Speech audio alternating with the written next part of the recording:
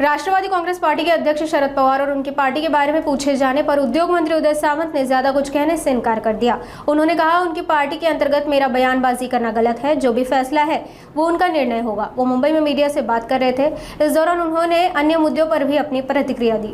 शरद पवार साहेब हे राष्ट्रवादी काँग्रेस शरदचंद्रजी पवार साहेब पक्षाचे अध्यक्ष आहेत, त्यामुळे त्यांनी त्यांच्या पक्षाच्या संदर्भामध्ये काय निर्णय घ्यावा हा त्यांचा वैयक्तिक प्रश्न आहे, वैयक्तिक अधिकार आहे आणि त्यांनी घेतलेल्या अधिकारावर किंवा त्यांनी केलेल्या वक्तव्यावर त्यांच्या पक्षांतर्गत मी बोलणं हे योग्य नाही।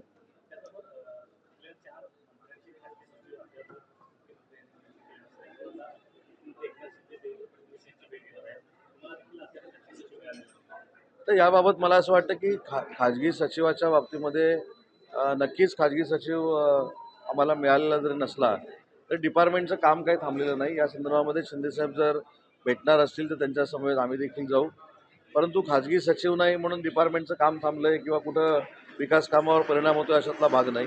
आमच्याकडे आम्ही मागितलेले सगळे OSD दिलेले आहेत, आम्ही मागितलेले सगळे PA दिलेले आहेत। कदाचित काही कारणामुळे तांत्रिक अडचणीमुळे PS द्यायला उशीर झाला असेल, ते लवकरात लवकर जाहीर होतील।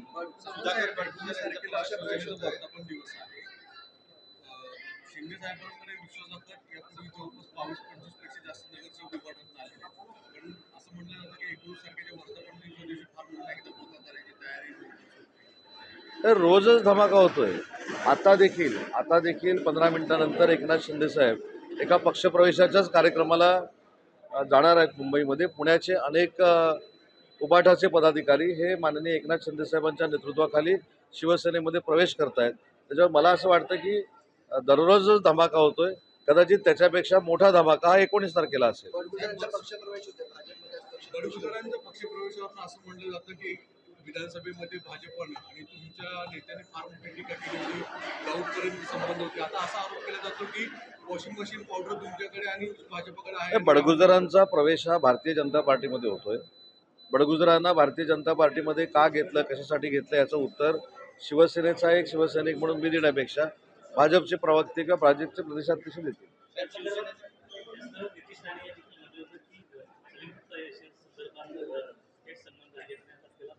मी तेच सांगितलं की भाजपामध्ये त्यांचा प्रवेश होतोय, त्याच्यामुळे भाजपाच्या प्रवक्त्यांची आणि प्रदेशाध्यक्षांची ही जबाबदारी आहे की तुमच्या ह्या प्रश्नाला उत्तर द्यावं। कुठचेही मतभेद नाही, परंतु अजून एक आजच्या कॅबिनेटमध्ये झालेला ऐतिहासिक निर्णय मी आपल्याला सांगतो की नाशिकमध्ये मागच्या वेळी जे उद्योग विभागानं जाहीर केलं होतं की ट्रायबल क्लस्टर देशातलं हे नाशिकमध्ये उभं केलं जाईल, त्याच्यासाठी महसूल खात्याची 74 एकर जमीन आज कॅबिनेटनं उद्योग विभागाला द्यायचं, MIDCला द्यायचं जाहीर केलेलं आहे। कॅबिनेटमध्ये तो निर्णय घेतला आहे। त्याच्यामुळे आदिवासी घटकाला देखील उद्योगांमध्ये आम्ही न्याय देतो हे महाराष्ट्र सरकारनं महायुतीच्या सरकारनंच दाखवून दिलं।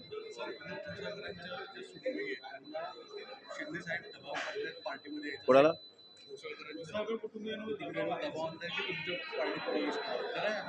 कुठच्याही पदाधिकाऱ्याला, कुठच्याही माजी नगरसेवकाला, कुठच्याही आमदाराला किंवा कुठच्याही माजी आमदाराला शिंदे साहेबांच्या पक्षात येण्यासाठी जबरदस्ती करावी लागत नाही, दबाव आणावा लागत नाही। त्यांनी जे 2.5 वर्षामध्ये मुख्यमंत्री म्हणून केलेलं काम आहे हे जनतेच्या समोर आहे।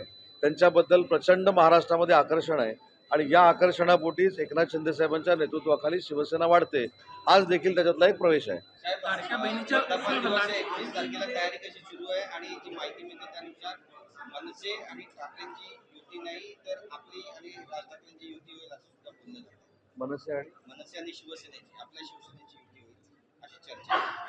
महायुती ही भाजप आणि शिवसेना यांच्यामध्ये नॅशनल अलायन्समध्ये आहे, त्याच्यामध्ये राष्ट्रवादी काँग्रेस पार्टी आलेली आहे। आमचा प्राधान्यक्रम हा भाजप आणि शिवसेनेचा आहे। आमची ही जी युती आहे, हे जे बॉन्डिंग आहे हे प्रचंड मजबूत बॉन्डिंग आणि आमच्याबरोबर एखादी संघटना किंवा पक्ष येत असेल तर त्याचा आम्हाला आनंद आहे सगळ्यांना। भविष्यामध्ये कुठचा पक्ष शिवसेनेबरोबर आणावा किंवा शिवसेनेबरोबर कोणाची युती करावी हे सगळे अधिकार माननीय एकनाथ शिंदे साहेबांचे आहेत। ते जो निर्णय घेतील तो आम्हाला सगळ्यांना बंधनकारक आहे।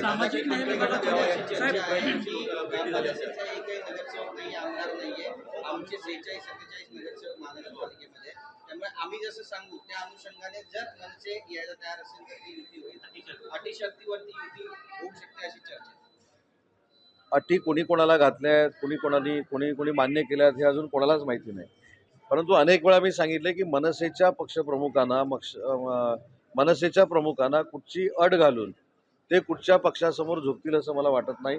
आणि दुसरी महत्त्वाची गोष्ट मी एक सांगितली होती की ज्या मंडळींनी 19 वर्ष मनसेच्या पक्षप्रमुखांशी कधी संपर्क केला नाही, त्यांना कधी फोन केला नाही, ते आता युतीसाठी फोन करायला लागलेले आहेत. याच्यामुळं युतीसाठी किती आटापिटा सुरू आहे युबीटीचा हे तुमच्या सगळ्यांच्या लक्षात आलंय आणि तुमच्या मार्फत आम्ही सगळ्यांनी बघितलंय. लाडक्या बहिणींसाठी जे पैसे दिले होते शिवसेना सर, अयोग्य मराठी एक मिनिट मराठी होते ना, मराठी. लाडक्या बहिणींसाठी जे पैसे दिले होते ते सामाजिक न्याय विभागातून दिले होते. आता देखील वारकऱ्यांसाठी अनुदान दिले ते पुन्हा एकदा सामाजिक न्याय विभागाच्या निधीतूनच दिले अशा पद्धतीची माहिती आता समोर येते. नाही, माहिती समोर जरी आली तरी महाराष्ट्र शासन हे सांघिक सगळी मंत्रालय घेऊन एकत्र चालत असतं. त्याच्यामुळे मला असं वाटतं की वारकऱ्यांसाठी झालेला निर्णय हा देखील ऐतिहासिक आहे. हा पहिला निर्णय महाराष्ट्र राज्याचे तत्कालीन मुख्यमंत्री एकनाथ शिंदे साहेबांनी घेतला होता आणि तो तसाच्या तसा देवेंद्रजींनी मुख्यमंत्री झाल्यानंतर तसाच पुढे नेलाय, कॅरी फॉरवर्ड केलाय. त्याबद्दल त्यांचं देखील अभिनंदन केलं पाहिजे. ऑपरेशन टायगर अजूनही